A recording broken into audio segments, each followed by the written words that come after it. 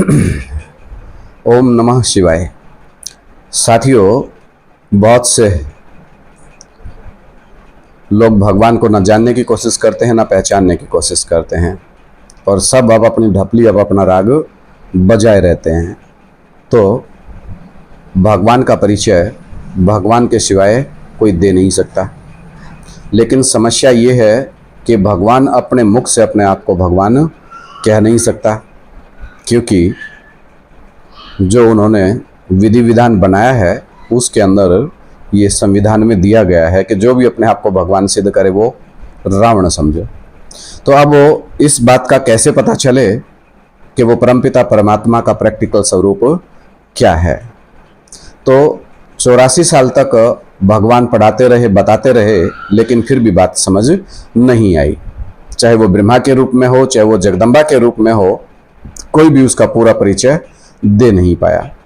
तो उसके बाद एक विचारधारा, एक श्रीमत मिली कि सभी शिव शक्ति अवतारा अंत का यही नारा है, यानी कि शिव शक्ति आएगी और वही वो नारा देगी, वो सच्चाई को बताएगी। क्योंकि भक्ति मार्ग में भी ये कहावत है कि जब असुरों ने और देवताओं ने समुद्र मंथन किया तो उस समुद्र मंथन में जो अमृत निकला वो लक्ष्मी के हाथ में दिखाया जाता है। तो यानी कि वो लक्ष्मी माता जो शिव की सती है, वो जब आती है वो आकर के पूरा परिचय देती है। पूरा परिचय बाप का जब मिलेगा तब हम बच्चे अमरनाथ के बच्चे बनेंगे और तब ही अमर होंगे। यानी कि अमर कथा तो सुन ली, लेकिन ये नहीं समझ आ रहा है कि अमर कथा सुन किससे रहे हैं। उस अमर कथा सुनाने वाले का प्रैक्टिकल नाम रूप देश काल क्या है? जो इस सृष्टि पर सदा कायम है, सदा सत्य है, उस बाप को वो माता ही बताएगी जो 84 जन्म जन्म जन्म लगी रगर हमारी, वरों तो वरों शंभु वरों व न रहूं को वारी। यानी कि वो जब जन्म जन्मांतर जो जितना जिसके साथ रहेगा वो उसके बारे में जानता जरूर होगा। तो यहाँ पर ये बात स्पष्ट हो रही है कि उस परमपिता परमात्मा के प्रैक्टिकल स्वरूप को जगदम्बा भी नहीं जान पाई, ब्रह्मा भी नहीं जान पाया। ब्रह्मा तो बच्चा है, जब ब्रह्मा कैसे जानेगा जब जगदम्बा भी नहीं जान पाई, वो तो जगत की अम्बा है। तो फिर किसने बताया? जो आत्मिक प्रेम करने वाली, जो आत्मिक स्वरूप में टिकने वाली भारतवासियों की अम्बा, वो अपने पति के बारे में बताती है। और क्या परिचय देती है परमपिता परमात्मा का अपने पति का? हमारो ज्ञान सदा शिव जोगी। क्या कहती है? हमारो ज्ञान सदा शिव जोगी, अज अनवद अकाम अभोगी। क्या बताया उसने परमपिता परमात्मा के बारे में?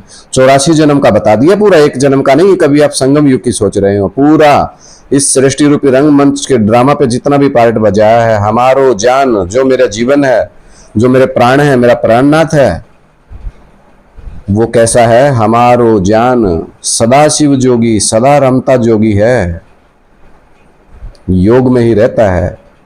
हमारो जान सदा शिव जोगी, आज भी है, अनवद, इसका कोई वध नहीं कर सकता। अज अनवद अकाम, इसके अंदर विषय विकार नाम की कोई चीज नहीं है। अभोगी, भोगता नहीं है, अभोगता है। जिनको बाप का परिचय अभी तक समझ में नहीं आया, कम से कम भक्ति मार्ग वालों की बात सुन के देख लो कि माता जी क्या कह रही हैं। उसने अपने पति के बारे में कहीं ना कहीं किसी वेद शास्त्र में जिक्र किया होगा ना कि मेरा पतिदेव कैसा है। और वो एक ऐसी, जैसे कहते हैं ना, राधा क्यों गोरी मैं क्यों काला। भगवान को तो काला बना दिया, लेकिन राधा को गोरी ही दिखाते हैं। वो गोरी अम्मा, वो गोरी माता हमारी भारतवासियों की माँ बाप का परिचय दे रही है कि ये कैसा है। लेकिन दुनिया वालों ने कितना अनर्थ किया कि उसको कभी विस्पाई, कभी कुछ इतने कलंक लगा दिए, और भगवान कलंक के धर के रूप में ही प्रत्यक्ष होते हैं। ये उनकी सहनशीलता का परिचय है कि बच्चों ने जैसा उनको कहा वैसा उन्होंने भी स्वीकार कर लिया। तो साथियों, बात की प्रैक्टिकल बात में समझो। ये ज्ञान भी प्रैक्टिकल है, बाप भी प्रैक्टिकल में है, हम बच्चे भी प्रैक्टिकल में है, ये दुनिया भी प्रैक्टिकल में है, स्वर्ग भी प्रैक्टिकल में बनना है। इस जहां के सिवाय कोई और जहां नहीं है।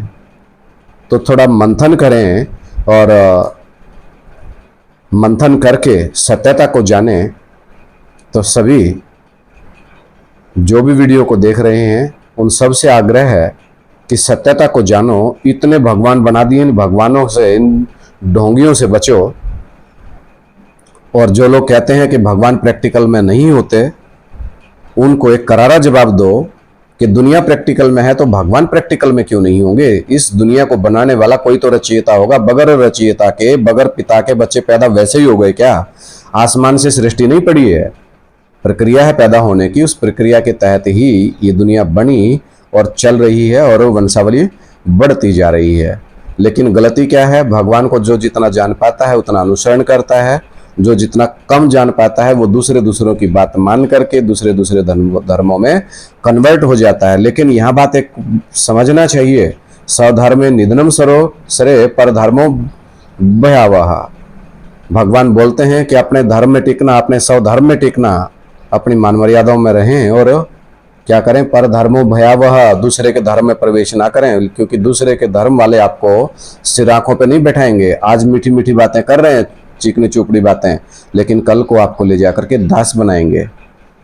तो सूर्यवंशी अपने वंश को पहचाने, परमपिता परमात्मा के उस साक्षात प्रैक्टिकल स्वरूप को जाने। उस प्रैक्टिकल स्वरूप का व्यक्त रूप है शंकर और अव्यक्त रूप है शिवलिंग। हाँ दोस्तों, भगवान का व्यक्त रूप है शंकर और अव्यक्त रूप है शिवलिंग। अव्यक्त मूर्ति ना कहा जाता है। जब वो शिवलिंग के रूप में यानी कि 100% आत्मिक स्थिति में जब बैठ जाएगा तो उसको इन आंखों से देखा नहीं जा सकता। शंकर को देखा जा सकता था फिर भी, लेकिन शिवलिंग को नहीं देख पाएंगे। पूरी दुनिया सिर्फ भक्तों की तरह हाथ जोड़ पाएंगे, लेकिन बुद्धि से समझ नहीं पाएंगे।